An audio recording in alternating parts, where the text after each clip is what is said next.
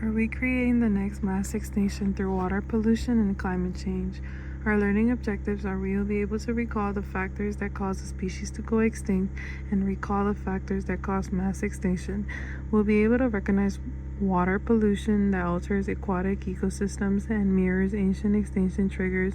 Also be able to evaluate the sixth mass extinction and parallels between past ones and modern water pollution and climate change. Chapter 1 talks about ancient mass extinction. And every day, over 8 million tons of plastic enter our oceans. What if this pollution is setting the steps for the next mass extinction? Mass extinction happens when 75% of all species disappear in a short period of time, and this has happened only 5 times in Earth's history, and each one has wiped out more than 75% or more. Today, scientists have been warning us that human activity may be triggering a sixth one. In this video, we will explore how contaminated water systems loaded with plastic chemicals, heavy metals, and excess nutrients mirror the same environmental stresses that triggered the past mass die-offs. In the first image, I'll be showing a map that highlights the amount of toxins that were discharged in the ocean in 2010. The second image that I will be showing is which ocean is contaminated the most across the globe, in which this case is the North Pacific Ocean. And the final image is an image that gives you a timeline of the 5 major extinctions. Earth has experienced 5 major extinctions in which each reshaped life on Earth.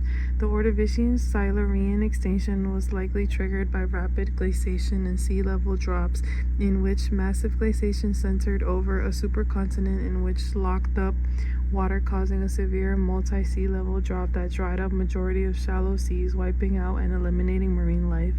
The late Devonian extinction saw prolonged ocean anoxia and nutrient overload due to the lack of oxygen, which was devastating reef ecosystem.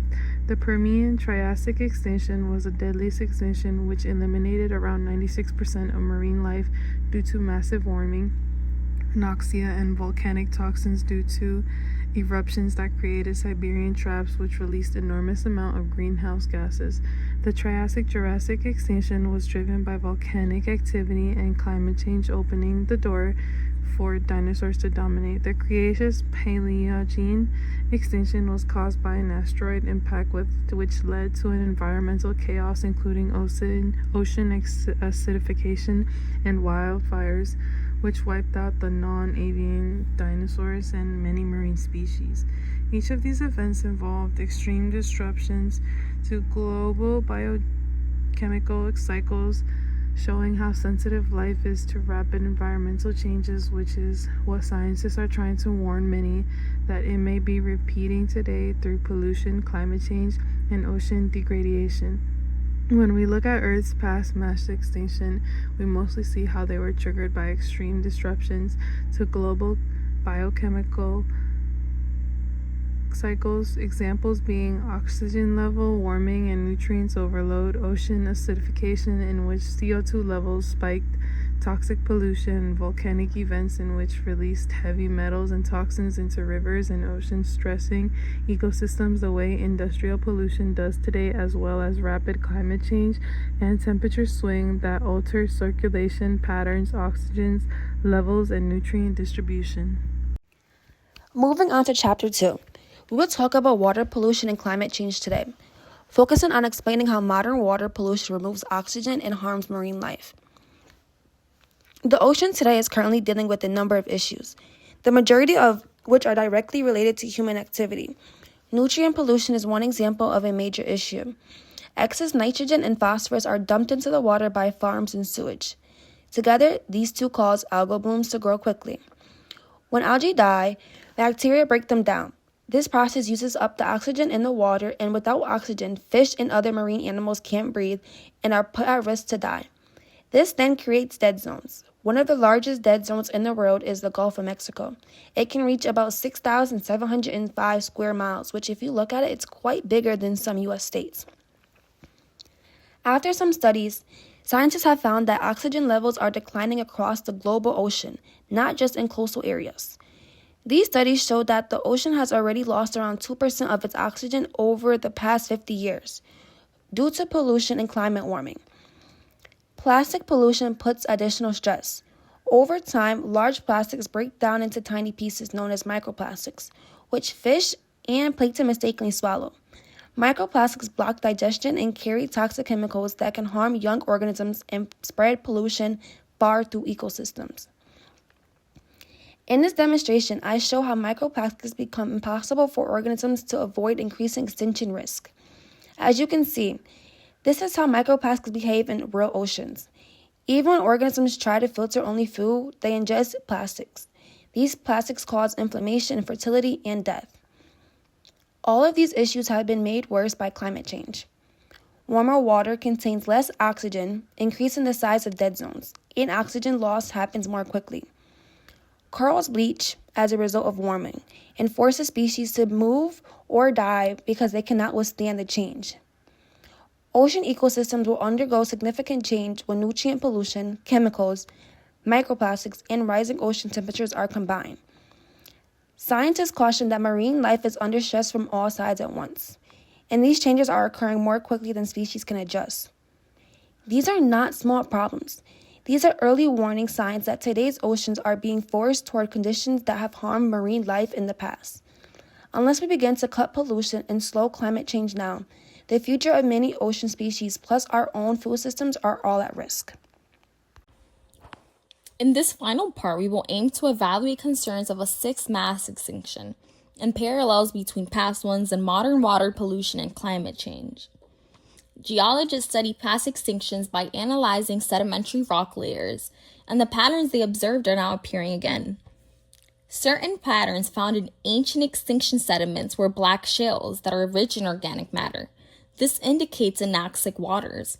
Shifts in carbon isotopes also show rapid climate disruption, and irregular sediment layers signify the collapse of ecosystems. Modern sediments show similar signals. Research from lakes, coastal zones, and river deltas show an increasing organic-rich mud from eutrophication.